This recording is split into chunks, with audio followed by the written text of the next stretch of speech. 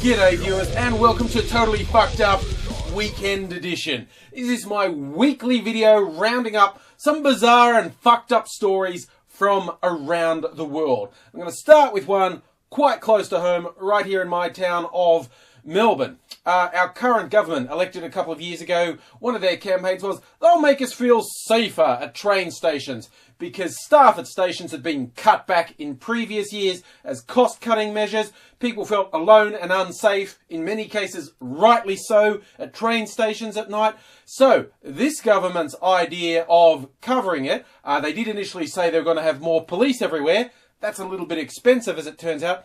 So they introduced a new sort of security person, which they call a protective services officer. This person has some training, like in weapons training that the police get, but they don't get all the training of a cop. They're not a cop. They don't cost as much as a cop. And they're about to start. After all their training and build-up, the PSOs are going to be out and about.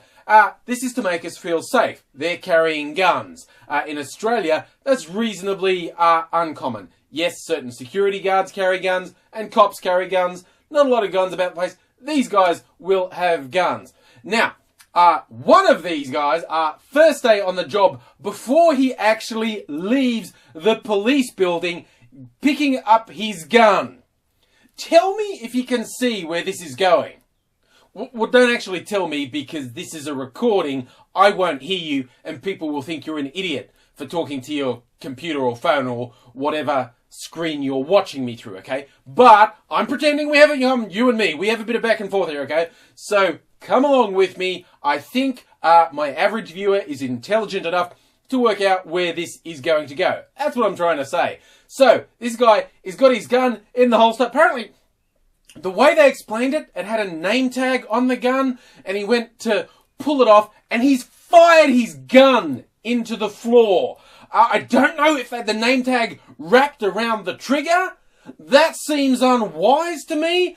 But anyway, so guy's fired his gun inside, and all the spokespeople are trying so hard to say, no, it's not a big thing. This is the guy who's meant to keep you safe, can't really handle his gun without just firing it off randomly.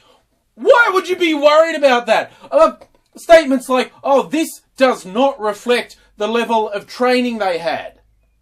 What do you reckon it does reflect? Honestly, if it doesn't reflect that possibly this guy isn't as well trained in firearms as he should be, what do you think it does reflect? And then following it up with, I was just first day on the job, nerves, fired his gun into the fucking ground. You shouldn't be worried. When he's out on the job, he'll be fine. I am sure being out at night in an isolated train station with a threatening atmosphere and someone who could be dangerous, I'm sure that's far less scary than being safely inside police headquarters. Personally, I couldn't feel safer that people like this are wandering around the transit system with guns. I can't see anything going wrong ever with this. Not fucked up at all. And really, I'm going to leave humans behind there. Often the stories about humans, and you also know if you're a regular viewer, I like the fucked up and freaky stories about animals and beasties around the world who all clearly want to kill us all. Crossover now, talk about a story I read, a person who's scared of beasties. Someone in England who has arachnophobia. And honestly, living in Australia, hearing someone in England saying they're arachnophobic, the first thought is, what the fuck are you scared of? What the fuck sort of spiders do you have in England to be fucking scared of? Okay, I live with funnel webs, okay? These are like the most aggressive, psychopathic, poisonous spiders in the world, like thrown out of hell for being too fucking scary and threatening. Big, black, aggressive things, and then you go, oh, wearing boots, hey? Good fucking luck. Be a shame if I bit right fucking through them, wouldn't it? Funnel webs actually do that, and this isn't a story about funnel webs. But I just had to get that out. Funnel webs freak me right the fuck out.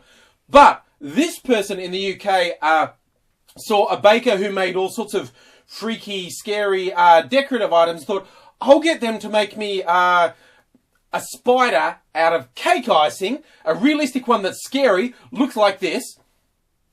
If you're an arachnophobic, you might have wanted to stop looking before I put that picture up. but it's made of cake icing, okay? Fucking get over it. So, I bet there could be some good psychology behind this. I've seen some programs designed to help arachnophobics. They use virtual reality to slowly introduce them to spiders and wear them down. So, hey, if you were scared of a spider, being able to eat one could well work, or could traumatise you further. I don't know. I'm not an expert. But anyone sends me a spider made out of sugar, I'll eat it. I'm not scared just because it's going to look like something that I might actually see. When this guy in England's going to see a fucking tarantula, I don't know. But, you know, make me a sugar huntsman. Yeah, I'll either shit myself or I'll eat it. You know what? I deal with real spiders here. Sugar spiders, they're nothing. But you know what we do deal with in Australia? We hear about, okay, we have the spiders, we have the snakes, they're poisonous, nasty.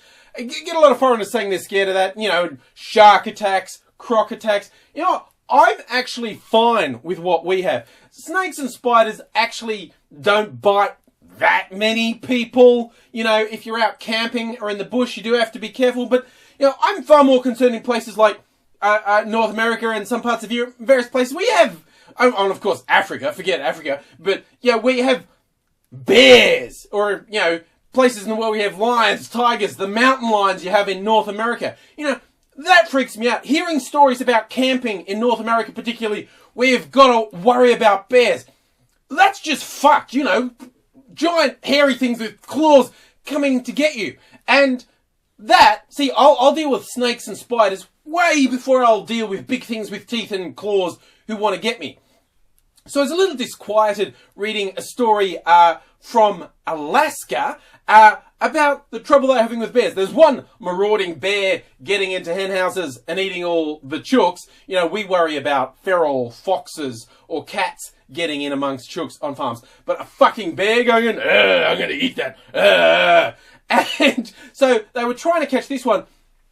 And the story said, like, oh, the biologist killed a bear that they suspected as being part of this. And at first, I was like, oh, you didn't have to kill it, did you? It's like when there are shark attacks in Australia, there's always someone who says, oh, we should kill sharks off this beach. Not only do you not know which shark it was, big fucking ocean, lots of sharks. Sharks don't take things personally, okay? Regardless of ridiculous shit you might see in movies, sharks don't develop a taste for human flesh. They don't have vendettas against humans. The attacks, given the number of people, are fairly rare. It's bad when it happens, but usually even the people who are exposed to it, surfers and fishermen, are not really in favour of killing sharks as a rule. But in this case, they killed the bear. That's bad. I'm looking at it because I wrote down the name of this place because I couldn't really believe this happened in a place called Stuckagain Heights. You actually have a place in Alaska called Stuckagain? Just reminding yourself that you wish you were somewhere else? Oh, I'm stuck again in Alaska. Bloody hell. But the bear that got shot wasn't caught in a hen house. No. It was trying to break into houses. It was actually smashing garage doors. As soon as I heard, no wait, the bear's trying to break, it's not campers?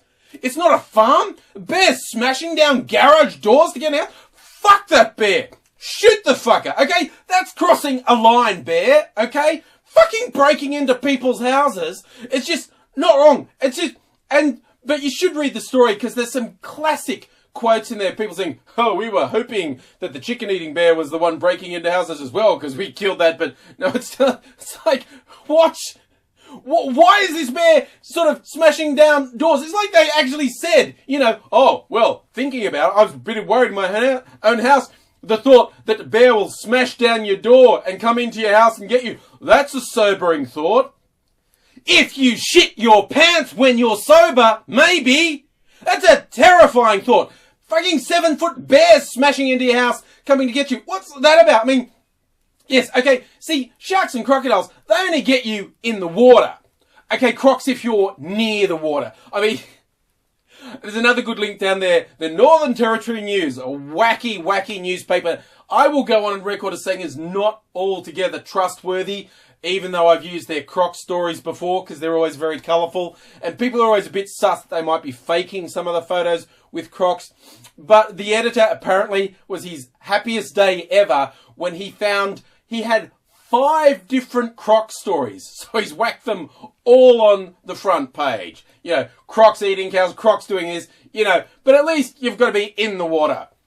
Or near the water. Okay, one of the crocs was in a kid's sand pit, okay? Which is a little unsettling. But they are not fucking smashing down doors, coming into your house and getting you like bears do.